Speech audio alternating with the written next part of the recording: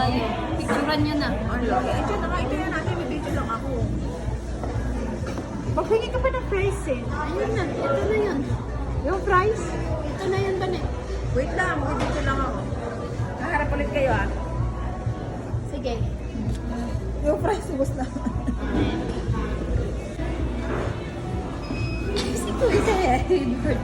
Sabi na. Diyan yung pagkain, hindi pa kayo kakain.